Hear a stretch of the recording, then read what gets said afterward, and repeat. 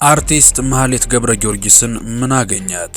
የወጣባት ፎቶ እጅግ አስደንጋጭ ሆኗል። ያ ሁሉ ውበትና ደምግባቷን ያረገፈው ጉዳይ ምንድነው? ስለ ፎቶዋም የሰጠችው አጥጋቢ ያልሆነ ምላሽ ሌላ ሚስጥሮችን እየዘረገፈ ይገኛል። ፎቶውን ከቀድሞውና ከአሁኑ ባለቤቷ ጋር የሚያገናኘው ጉዳይም ምን እንደሆነም ይዘነዋል። በዝርዝር እናስደምጣችሁ ነው። እናንተ ብቻ እንደተለመደው ላይክና ሰብስክራይብ የሚሉ ነጭና ቀይ ቀለሞችን መታ እያደረጋችሁ አብራችሁኝ ጥቂት ዝለቁማ። ተወዳጇ የትግረኛ አቀንቃኝ ማህሌት ገብረጊዮርጊስ ምን ገጠማት? ከስታ ተጎሳቁላ የተነሳችው ፎቶ አነጋጋሪነቱን ቀጥሏል። ማህሌት ገብረጊዮርጊስ ፎቶዋ በማህበራዊ ሚዲያ ላይ የተዘዋወረ መሆኑን ስታውቅ በፌስቡክ ድረገጿ ላይ ምላሽ ሰጥታለች። ቀደም ሲል ፊቷ ላይ ባረበበ ውበት የምትታወቀው አርቲስት አሁን በዚህኛው ፎቶ መከሰቷ እጅግ አስደንጋጭ ሆኗል። ይህች አርቲስት ማናት ካላችሁ ማህሌት ገብረጊዮርጊስ ትባላለች። ሙዚቃን የጀመረችው ገና በልጅነቷ የንግስት ኃይሎም፣ የሶፊያ ጽባሃ፣ ሀብረት አብዱንና የአማርኛ ለስለስ ያሉ የፍቅር ዘፈኖችን ከሚያቀነቅኑት የአስቴር አወቀና የፍቅር አዲስን ዘፈን እየዘፈነች ነው። ከመጀመሪያ ዘፈኗ አዝምበል ተነስታ ከዛ በኋላ ልጅነቷን የሚያስታውሳትን የጳጉሜ ወራትን ጸበል ለመጠመቅ ሲሄዱ እየዘፈኑ የሚሄዱትን ዘፈን መነሻ በማድረግ ቅዱስ ዮሐንስ የሚል ዘፈኗን ጨምሮ በኔ ተሪፈ ና አቢሞና ህዝምበል የተሰኙ ተወዳጅ ሙዚቃዎችን ለህዝብ እንካችሁ ብላለች። ዘፈኖቿም ጊዜና ወቅት የማይሽራቸው ትግረኛ ቋንቋ ተናጋሪ ብቻ ሳይሆን ዜማዎቿና ግጥሞቿ ለጆሮ ማራኪ በመሆናቸው ሁሉም የኢትዮጵያ ህዝብ የሚያደምጠውና ዘፈኗም ለትግረኛ ውዝዋዜ ስለሚመች የሰርግ፣ የምርቃት፣ የተለያዩ ፕሮግራሞች ላይ የማህሌት ገብረጊዮርጊስ ዘፈኖች ከደስታ ፕሮግራሞች ድንኳን ስር ጠፍተው አያውቁም። ለስለስ ያሉም ረጋ ብሎ ከሚደመጡ የፍቅር ዘፈኖቿ መሃል በነይ የተሰኘው ዘፈኗ በጣም ተወዳጅነትን ያተረፈ ሙዚቃዋ ነው። ከ7 ወራት በፊት ተጋዳ ላይ የሚለውን ሙዚቃዋን በመድረክ ስትጫወት ተቀርጻ ከዛ በኋላ ጥፍት ያለችው አሁን በጎስቋላ ፎቶ የተመለሰችው አርቲስት ማህሌት ገብረጊዮርጊስ የመጨረሻ የመድረክ ስራዋን ካቀረበች ወራት በመቆጠሩና ሙዚቃዎች አዲስ ስራ ወይም አዲስ አልበም እስኪሰሩ ወራትም አመታትም ጥፍት እያሉ ተመልሰው ስለሚመጡ የማህሌት ለወራት ያህል መጥፋት አጠያቂ ጉዳይ አልነበረም። ታዲያ ብዙዎችን ያስደነገጠ ያልተጠበቀ የብዙዎቹ መነጋገሪያ የሆነ ፎቶ በቲክቶክ ድረገጽ ላይ ይለቀቃል።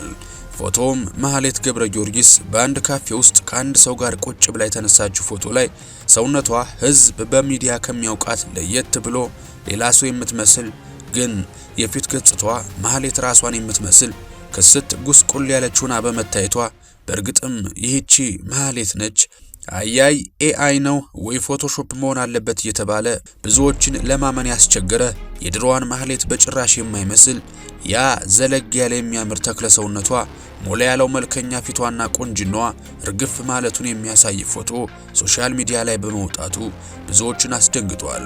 ሰውነቷ የፊቷ ገጽታ በጣም ትልቅ ችግር ውስጥ እንደገባችና የሰውነቷ መክሳት የፊቷ መጠውለግ ወይ ከበድ ያለ ጭንቀት ውስጥ እንዳለች አሊያም ደግሞ ህመም ላይ እንደሆነች የሚያስታውቅ በመሆኑ ብዙዎች በፎቶዋ ግራ መጋባት ምን እንደገጠማት በየድረገጻቸው መላምታቸውን ለማስቀመጥ ሞክረው ነበር።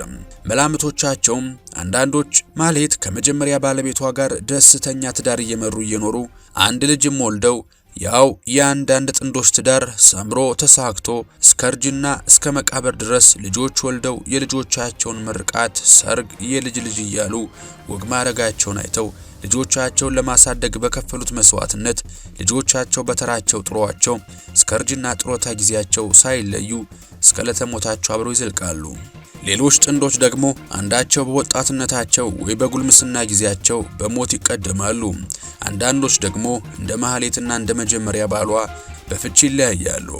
ፍቺ ከአንድ ተቋም ወይም ድርጅት የመውጣት ያህል ቀላል አይደለም። ትዳር እንደ ተቋም የሚታይ ሳይሆን ሲኖሩ አንዳቸው ለአንዳቸው እንደ ቤተሰቡ ነው። ስለሆነ አብረው በነበሩበት ጊዜ ያሳለፉት ፍቅር ልጆቻቸውን አንድ ላይ ሆነው ለማሳደግ ያጡት እንቅልፍ የከፈሉት መስዋዕትነትምና በግጭታቸው ተጎጂና ጎጂ ቢኖርም አለያም ተጎዳድተውም ቢሆን ከዛ በኋላ የሚመጣው የልብ ስብራትና ሐዘን በፍቺ ሂደት ውስጥ ያለው ፍርድ ቤት መመላለስ መካሰስ በራሱ የሚፈጥረው ጭንቀትና ሐዘን ይሄ ነው የሚባል አይደለም።